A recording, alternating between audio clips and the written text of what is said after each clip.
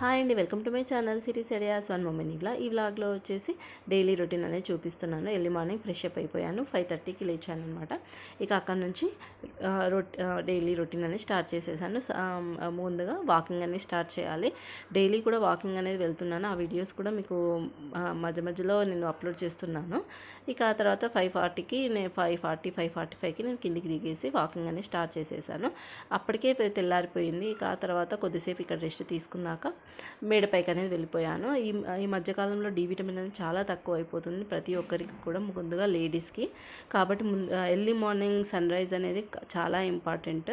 కాబట్టి కొద్దిసేపు అక్కడ ఒక 15-20 మినిట్స్ ఆ విధంగా ఉండి ఇంటికి అనేది వచ్చేసి ఇక ఈ వీడియో తీసింది ఎప్పుడంటే మండే రోజు తీసాను అనమాట. అంటే నిన్నటి వీడియో ఇప్పుడు అప్లోడ్ చేస్తున్నాను. నిన్న మండే రోజు కాబట్టి కంపల్సరీ ఇల్లు క్లీనింగ్ అనేది ఉంటుంది. హౌస్ క్లీనింగ్ అనేది మొత్తం కూడా చేసేసుకున్నాను. ఆ తర్వాత ఫ్రెష్ అప్ అయ్యి వచ్చేసి ముగ్గు పెట్టేసుకొని ఇంకా ఆ తర్వాత పూజ అనేది స్టార్ట్ చేసేసాను.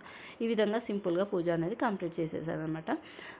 ఇక పోతే నేను రెగ్యులర్గా వీడియో చేస్తున్నాను, షార్ట్ వీడియోస్. ఒకవేళ ఫుల్ వీడియోస్ కానీ డైలీ రొటీన్ ఈ విధంగా ఏమైనా కావాలంటే తప్పకుండా నాకు మెసేజ్ చేయండి, నేను అప్లోడ్ చేస్తాను. ఇక ఆ తర్వాత ఇక్కడ ఈరోజు టిఫిన్ వచ్చేసి దోశ విత్ పల్లి చట్నీ అనమాట.